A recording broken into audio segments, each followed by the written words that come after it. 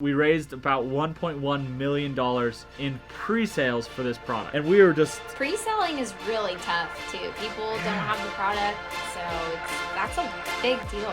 If you're here to get rich, move on. Because I'm not here to teach you how to get rich. I'm here to teach you about freedom. If you're feeling like you're lazy, figure out why you're feeling that way. I failed college. Now I help run a company. We've done millions of dollars in sales. Instagram is dead. What are your dreams and how are you going to get there? Hey friends, my name's Lance, this is Brooke. We're here to help you start your business. So today we're going to kind of just talk about our stories, how we got started, where we are, and why you should listen to us in general.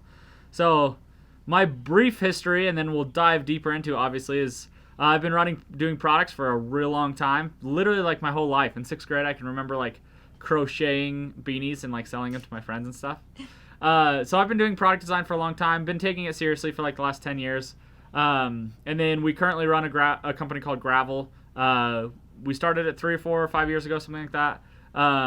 And it's done about $5 million in sales. So pretty incredible, actually. And then Brooke's been with us on Gravel for a couple years. She's done a lot of fun stuff on her side as well that she'll cover. And yeah, it's a good time. So today's going to be mostly a story time. Trying to convince you to listen to us is really what it comes down to. So overall, I guess I can just start from the beginning, and then Brooke can jump in when she jumps into the story, and we can keep time periods a little bit more structured. So the year is 2011, something like that, and I wanted to start a company. So I just didn't know how to do it. I didn't know how to start it. Probably the way that a lot of you guys are feeling. And a friend of a friend started an eyewear business, and I was like, all right, here's my in. At the time, I was working for a marketing agency. I was helping people show up on Google. It's called SEO, search engine optimization. And so I hit up my friend and was like, hey, can you intro me to these guys? I would love to like chat with them and be friends with them and maybe do some work for them. They're like, yeah. So we went out to dinner. This is pre-COVID. This is, again, 10 years ago or something. And I was like, hey, I really I want to help you guys grow. Like, I'm really excited about what you're doing. Can I do SEO stuff for free? And I'll just help you guys grow, and I don't know. For me, it was just a way to get in. And they're like, yeah, of course. Like, let's do it.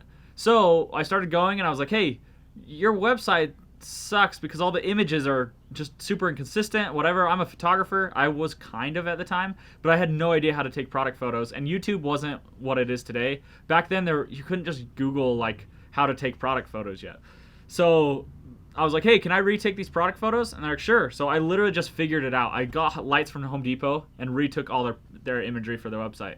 And I was like, hey, your website sucks. It was on a big cartel. I was like, let's build you like a legitimate website. And they're like, okay. So anyway, nonetheless, I ended up being there. I ended up kind of working for them for free for like 8 months. And I was sick of working my full-time job and doing that full-time. So I was like, guys, if you pay me $600 a month, that can pay all my bills, and then I'll just do freelance work on the side to pay for food and fun stuff and whatever. And yeah, and we'll go from there. So they're like, sure, that works. And so I started doing that. I quit my job. I literally just played volleyball all day, and then I would work at night. It was incredible. It was like my first glimpse of like freedom, you know? That's like what I push is like money doesn't matter nearly as much as freedom. And that was my first look at it. And so then a few months into that, they came into town. They were from the next state over. And they're like, hey, Lance, would you ever consider moving up to Boise and working for us full time? And I was like, maybe. I mean, I'm not sure. And that night I went home, had a big fight with my roommates. It sucked. So I just called them back and I was like, yeah, let's do it. So long story short, I moved to Boise. I started doing product development, branding, photo, video, ads, everything. Really, like I was their first employee. I did everything full time up there, and that's really where I learned a ton of what I learned. During that, I started a bunch of side hustles. So I tried to start a clothing company like everyone does. For some reason, that's like the go-to. And also, Brooke, if you have any questions, I would love, like, if I'm not clear about something, I would love for you to interrupt me and be like, absolutely. Hey, Lance, that was a little confusing. I didn't know the fight about the roommates. That's a sign from I don't know who, but that's hilarious. I didn't know that. Yeah, it was about like the toaster or something. I left a piece of bread in the toaster and my roommate chewed me out, and I was like, all right, I'm over it. I'm moving to Boise. And now Lance he's never used a toaster since. I'm anti-toaster. way Actually, against toasters. fun fact, Lance is a great chef. He has some great cooking with Lance on his Instagram, so that's a fun fact. I started a cooking show called Lance Cooking with Lance.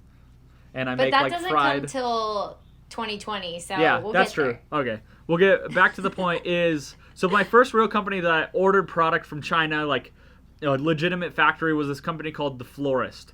And that company, it was before people were really wearing pocket tees that had colors on it, or like anything.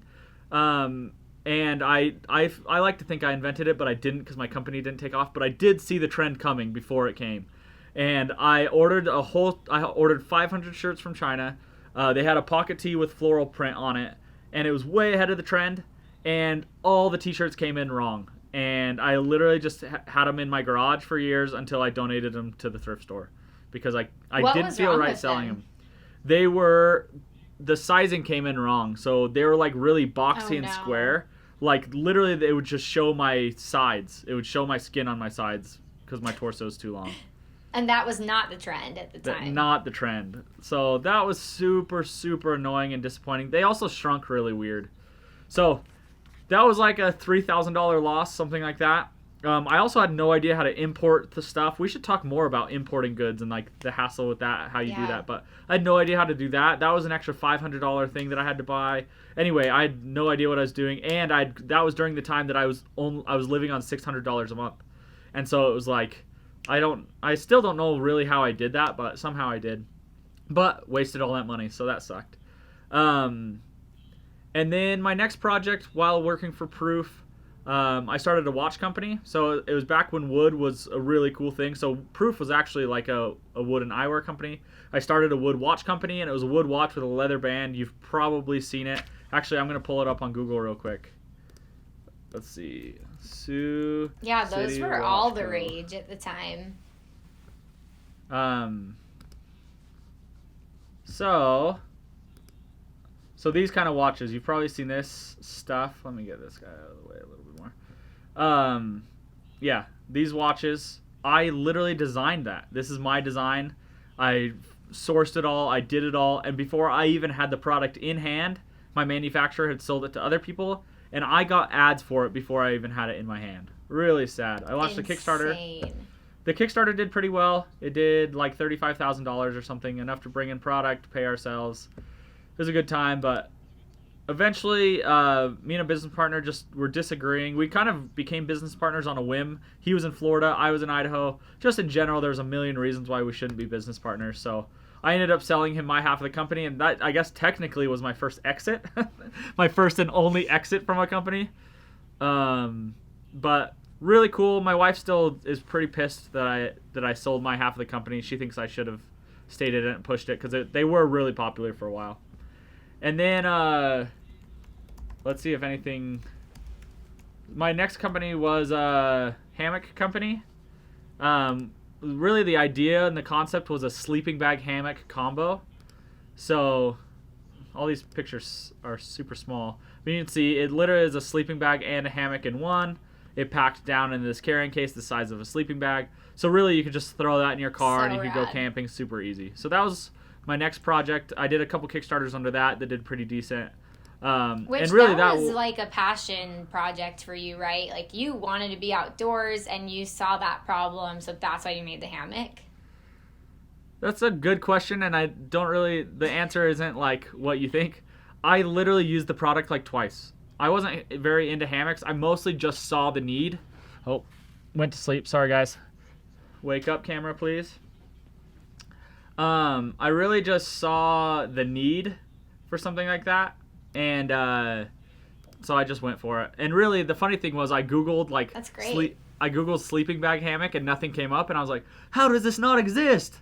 Turns out it exists. Seriously, though. It's called an underquilt and an overquilt. It just has specialized names in the hammock world. But the nice thing is, you don't always have to reinvent it. You just have to rebrand it. So I branded it as a sleeping bag hammock. It was the only sleeping bag hammock branded that way in the world. And thus, people that weren't super into hammocks could still find it. It was great. That was called Claiborne. That's smart. The sleeping bag hammock was called the Bison Bag. It was a pretty good time. So that went for a few years.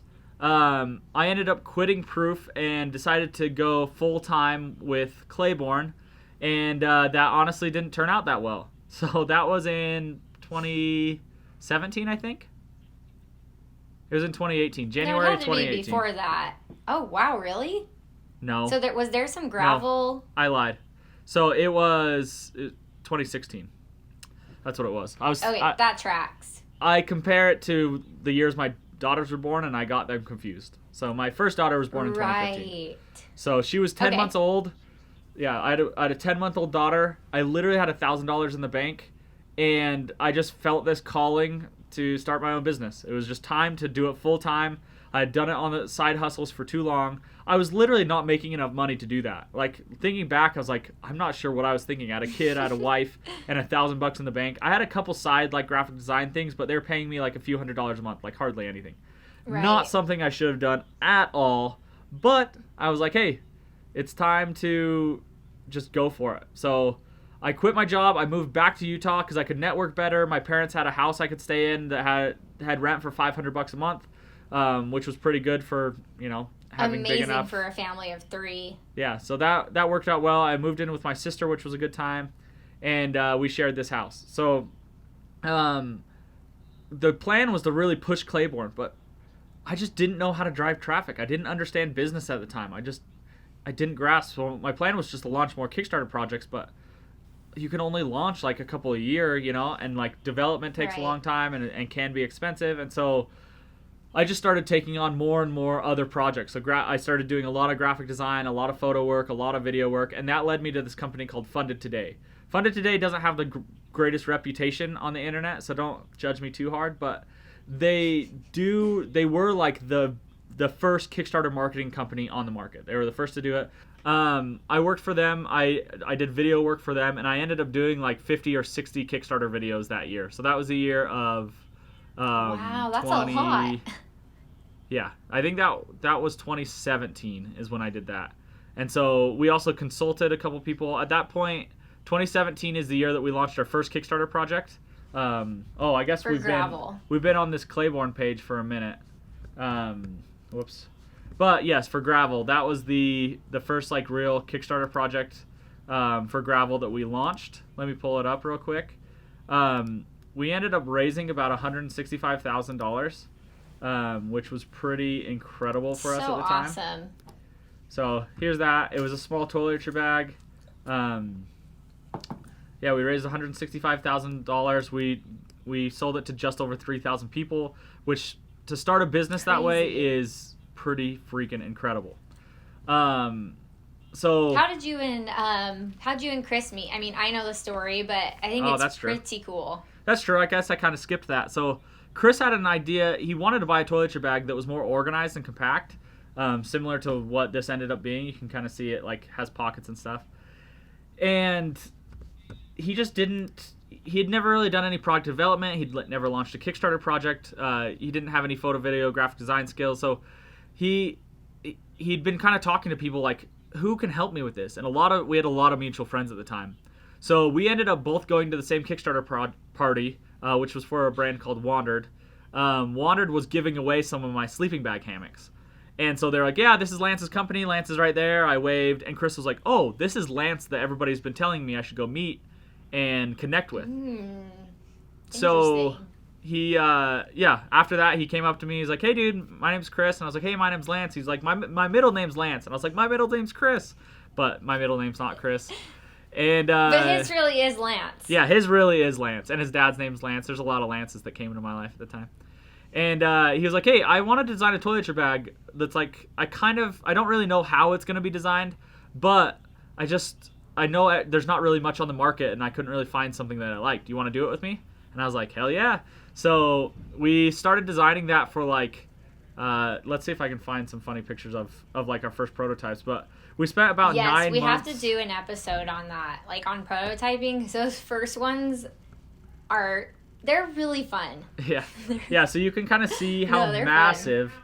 I'm showing my screen of some of the prototypes. We didn't know like whether to make a triangle or like what shapes we should do. We made some massive, we made some smaller. A triangle? I didn't know that. Yeah. Well, we wanted to make it different. We wanted to make it marketable. We just didn't really know exactly how to do that. So we were playing with like half moon shapes. We were playing with a bunch of different shapes. And so eventually we came upon this design after 9 months. And I guess you can't see my screen anymore, but we ended up launching that. And I literally told Chris, I said, if this project, I've launched 9, or I guess at the time it was like 6 of my own projects or something. And I was like, and I've never broken $100,000. And I'm like, if this doesn't break $100,000 after everything I know, after I've created 50 Kickstarter videos for other people, if this doesn't break 100,000, I'm never launching a Kickstarter project again. Because I was just so frustrated. I really was like gonna just be done.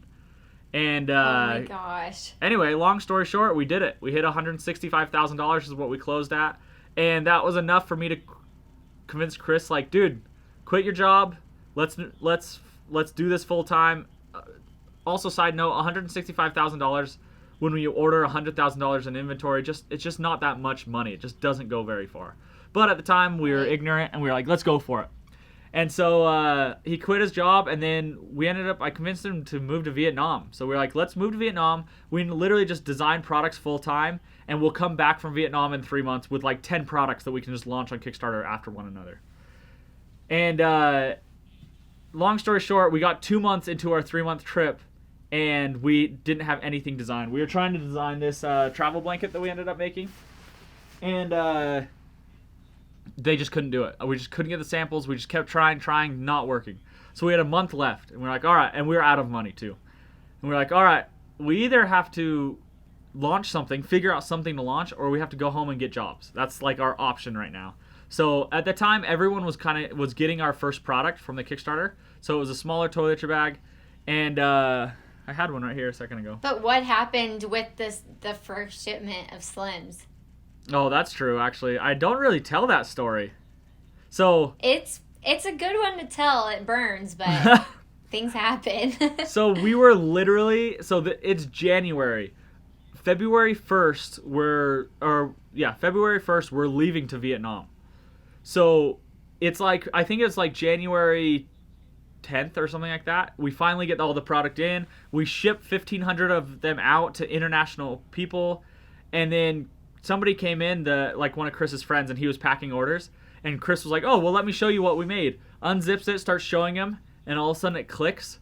The whole inside was sewn upside down. Thus, the whole toiletry bag has bad. It has like a strap you can hang it up, and all of a sudden that strap, if you hung it up, everything would just fall out of the bag. It was done wrong. Ugh. Anyway, so we were like, well, we have to leave in a couple weeks. You stuck with it, yeah. So we hit up, fortunately we used a supplier that we really trusted. We hit them up. They were totally accountable. They paid to have them air shipped over, fixed, and air shipped back. So by like February, which we were is shipping very again. expensive. Very expensive. Very rare for them to do that. Like thinking back on that, it's like, what?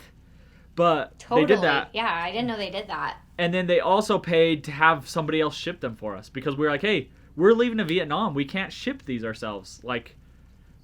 Because of this mistake. Anyway, we got so lucky, because that right there could have easily tanked gravel. Like, sending them all out upside down, like, who would trust us after that? But we sent them all out. People were pumped. We started getting feedback, and the feedback was, this toiletry bag is really awesome. I wish it was big, twice as big, and I wish it had like a clear bag, because TSA technically you need your liquids in a clear pouch that you can take out. So, skipping forward again, we were 2 months into our 3 months in Vietnam, and we started hearing these things, and we were like, cool, like, I guess this is what we're making, And fortunately, we were at that supplier who made that product for us. It was really simple. So I literally just drew something on a piece of paper, or it might have been Photoshop, but it was not a good drawing. And I was like, you guys we need you to make this, and we need it by the end of the week. Like, we have 1 week for you to make this for us. And there's this dude named Jason who we always just called like our... That was while you were in Vietnam, right? You were in Vietnam, you drew it up, handed it to the manufacturer, and said, we're leaving, so get her done. Yeah. Well, we weren't even leaving yet. We said, we filmed the whole Kickstarter and everything while in Vietnam still. So we said, hey, we have to launch this Kickstarter by the time we leave, which means we need this back in 1 week, which typically samples take 2 or 3 weeks. We're like, you have to do it. And this dude, Jason, who worked for him, literally just looked at us like we were just out of our minds. He was just like, there's just no way we can do it. And I was like, you have to. Like, we don't have a choice. You have to get this to us by then. So, long story short, we literally just picked random materials that they kind of had on hand, and it turned out to be like an incredible product. Like, it just, everything the fell. Best. Yeah, the stars aligned. It all came together. So in 1 month, we developed the product, it built out the entire Kickstarter, and launched the Kickstarter project. That included also multiple videos. So I created a video that was kind of funny and stuff. We were trying to be goofy, and we started sending to friends, and they were like, "This isn't good. This isn't it." And I was like, "Oh no!" Oh, so no. then we made a couple different iterations, refilmed everything. Ugh. Anyway, so finally we launched this project, and we launched it at like midnight in Vietnam, which is 10 a.m. here. And it literally, I clicked launch, and like 2 minutes later, my heart sank, and I was like, oh, I verbally said, oh no. And Chris was like, what's going on? Like, oh, we screwed something up. And I was like, something's broken with Kickstarter. And they're like, what do you mean? I was like, well, it says we're at like $4,000 already, and there's just no way that that's possible. And wow. He was like, what do you mean? Like, and we just sat there and watched, and the number just kept going up and up and up and up. And we were like, what? And let's see, I just pulled up the kick track for this. That's so funny. So That's the first amazing. the first day we did $43,000, our very first day of launch. Like, it's such a good what? product too. Yeah. So it literally, Wow. in 1 day, we did 1/4 of the amount that we did in 60 days for our project before. So we were like, all right, we are on to something. So we put ads together, we started running ads, and then, yeah, as you can see, we just continued. Let's see, put this up like this. So there's our first day, and then we just continued to have incredible days. Like, looking our very worst day of the campaign that I see right here is $4,600. That was our worst day of the entire campaign. And so for this Kickstarter campaign, we ended up raising $680,000. We moved it straight over to Indiegogo and raised another $400,000 or $350,000. So overall, we raised about $1.1 million in pre-sales for this product. And we were just... Pre-selling is really tough, too. People don't have the product, so that's a big deal. Yeah, so in 60 days, we pre-sold $680,000. Sorry for these noises. I'm actually in a mechanic shop. They restore old Porsches, so it's really inspiring, really artsy and cool, but sometimes they drill into things, so apologize for that. But back to the story is... Oh, just a sec. I gotta ask him not to play the drums. That was really funny because when you were like, oh, I'm sorry for the noise, I was going to say, Lance, I can't even hear anything. And then they started throwing, like, yes, I can hear that. Oh, anyway. And my camera went to The sleep. coolest thing, when you put it on Indiegogo, the Plus, my father-in-law actually backed it. I didn't work for Gravel yet. But then when I started working for Gravel, I explained, and it was really new, and I was like, yeah, I work for this company. We make toiletry bags. We're big on Kickstarter and Indiegogo, so I don't know if you've heard of us. He's like, Gravel toiletry bag? Yeah, I just backed that. It was so cool because it really felt like something like really cool and tangible. But it was the funniest thing. I'm like, wait, Gravel, like this toiletry bag, right? And it totally was. So wild. So, yeah. like, I don't know. So it's also still kind of weird and surreal because a toiletry bag isn't something I've never seen someone else's toiletry bag in public, you know? So even today, even though we sold, at this point, tens of thousands of dollars, millions of dollars worth of this toiletry bag, I've never, like, seen one in the wild. So it's like this weird thing of, sure. I just don't feel like Gravel is that huge, even though it actually, I mean, we've had something like 40 or 50,000 customers. So it's like, it is a big company, but we just never see it. So it's hard to feel that way. And I don't remember the number of countries we've sent stuff to, but it's insane. It's so like we've sent out so many countries, so many people. It's so cool. It's something I think it's 165 countries, something like that. Yeah, that is such a wild number. That's awesome. Isn't that so crazy? So, anyway, so we come back, we launch this campaign, it does so well, we come back from Vietnam, and all of a sudden we're like, cool. we got to take this seriously now. Because before, it was just like this fun thing for us. Like, oh, yeah, we're learning, or whatever. Now it's like, we just pre-sold $1 million worth. Like, mind-blowing. Like, now it's time to hire employees to really grow and scale this business. And that's where Brooke comes in. I guess we can... so while this Kickstarter was live, you were... What were you doing? Let's tell a little bit about your background. Yeah, I was working. So I had graduated college in December 2017. I graduated with a major in public relations and a minor in digital media. And I didn't really know what that meant. I went into school thinking that I was going to be a publicist for Britney Spears. Like, I legit was like, I'm going to be a PR person, the one that answers all the questions when Britney Spears shaves her head. That's going to be me. I'm a huge Britney Spears fan, so most of my analogies probably will be that. But also, that's why this is all. Let's see, that's why all this is pink. Is mostly because of big Britney Britney fan. Yes. So my whole college career, I was still thinking I'm gonna go into sports PR or be a publicist, and I went to all these conferences, and I heard all of my dream jobs give these speeches, and I did not want to do that. It was shell shocking. One person that was a PR person for the Atlanta Hawks, I think that's the NBA team. She just said, I never see my family, I never can go on vacation, I never can do this, blah blah blah. They say it's only this many hours, but it's really this many hours. And like, I eventually want a family, but I definitely wanted freedom, so I cut that out quickly. I still love sports and I love keeping up with all that, but I was like, I can't do sports PR, and celebrity PR is so messy. As we see, people are getting like canceled for everything, and I would have to be the person that would tell them what to do, and that is really scary and very draining. So I started going a different direction, and I lived in Utah at the time, which has so many awesome small businesses. And my sister-in-law worked for a toy company, and a wooden toy company. They made the most beautiful toys. And she said, hey, my boss is looking for a customer service, social media, like kind of a marketing person. Would you be interested? And I just said, yeah, absolutely. And what came with it wasn't very much pay, but I really loved the company. Like Lance said, just working for free to learn, it's the biggest thing. I learned so much about running a small business. I learned so much about how I would treat employees if I was an employer.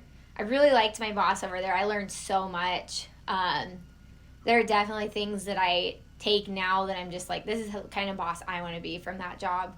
It was really cool because the toys were so beautiful that getting influencers to post stuff for free was so easy. People would come and ask me for stuff, and I'd be like, oh, you have 200,000 followers that are active? Cool, of course I'll send you whatever you want.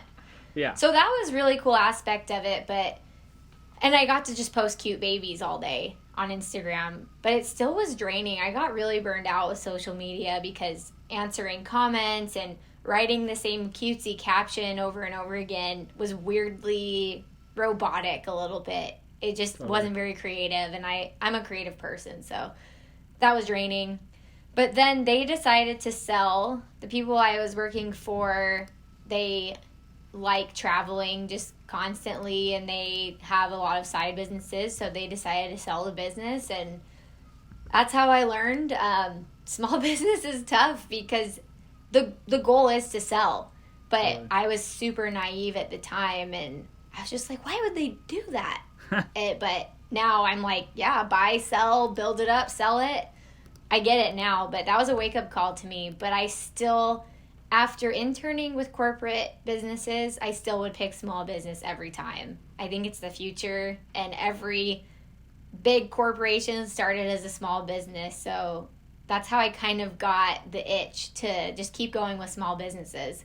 Totally. So I was kind of like, I don't really know what kind of job I want to get. I flirted with the idea of going back to a PR agency because it is fun, but it's just so taxing. I was just laying in bed one night and posted on this Facebook group, like, I should probably just get a job. I should put out feelers. So I just said, hey, I'm looking for a job. Here's what I do. And then Lance was like, hey, we're hiring right now. So I went and met with them. And they actually hired someone else for the job I wanted at the time. But there was something about Chris and Lance that I was like, no, gravel's going to be something.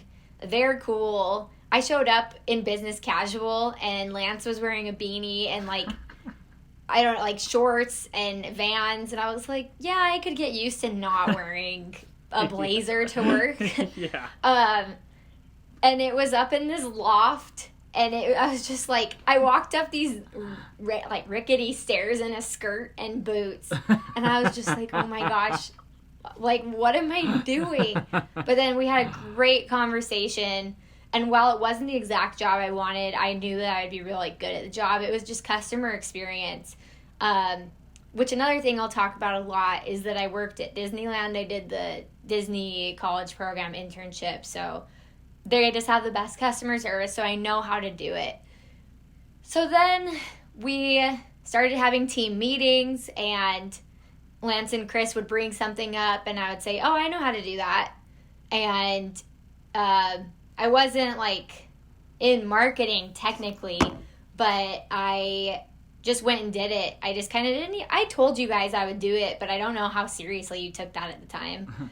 But well, I just said, oh, I know how to do that. It's funny thinking back how our stories actually parallel one another a lot. Like this is your proof right now. That's kind of fun to think. Like, yeah. Like, I literally joined and was like, oh, yeah, I know how to do that. And it was like, I mean, I kind of do, you know? But it was just like, yeah, you just, like, it's like a time to just, like, earn your spot and, like, push. I've never, like, realized that parallel before. True. It was fun. Which was super awesome because you and Chris were both so good to me that it was just... You're cutting out a little bit. Maybe the last 5 seconds or so. Oh, okay. You and Chris were always just so good to me, and I know that you both have said, when I worked here, my boss would do this, and I hated it. What do you want me to do to be a good boss? So I was like, that's awesome.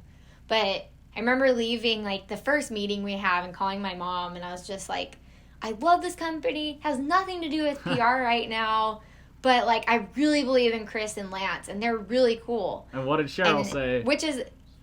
at first she was like, are you sure? And I interviewed for this, so in Utah, modest, clothing, it's really popular because of the religion out there. And I also at the same time interviewed for this job for a dress company that I liked at the time. And it was the worst interview I have ever had. I won't go too in depth. This person I met with, it was a second interview with the boss, and this person seemed hungover and was like, oh, I didn't have time to read your resume. Can you tell me about yourself? And this person was literally drawing on my resume and, like, doodling on it. It was like, yeah, you're not that great of a fit, but we can hire you on to do something else. And, like, I had just met with Chris and Lance the day before, and I was like, and I just felt so gross being in there. The lights were kind of dim. And it was just such an awkward experience. So I just told my mom that, and I was like, there is just something about it. They're really cool. I don't know if they're just cool, and that's why I want to be there. But just the contrast of those two interviews, I was like, someone somewhere is trying to tell me something, and it's gravel. So then my mom later met Chris and Lance, and she freaking loves them. So now it ended up being a great thing. Yeah. So long story short, the other girl ended up leaving. And then I took on all the marketing, all the PR, and I work with Chris and Lance on the content creation, PR, marketing.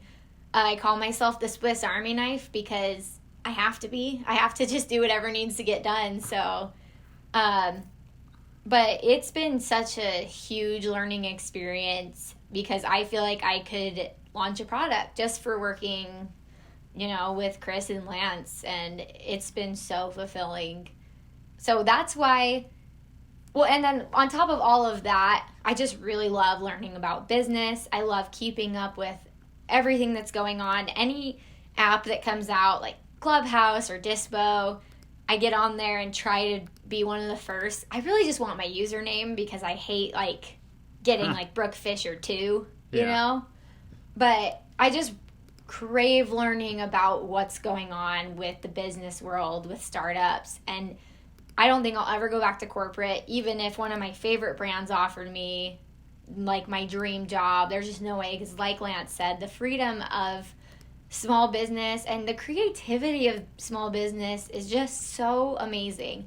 And corporate is for some people. I'm not gonna yuck anybody's yums. Like, do you? If you're in the corporate world and you're watching this because you have a side hustle, that's great. I personally, it was good for me while I was in college, but small business is my jam. So Totally. that's a little bit about me, and I'll definitely talk a lot about experiences at Disney and stuff like that, because we took some really cool classes from Disney corporate and stuff, which was a look behind the curtain. So Ooh.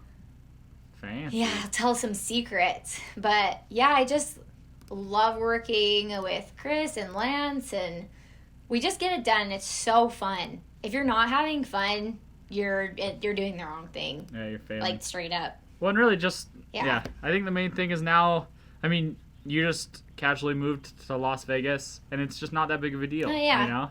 Like, Right. I lived in Bali for a while when we were in Vietnam. I was in France for, you know, like, this whole, like, pitch of freedom is really what, like, I don't know, what we're all about. For sure.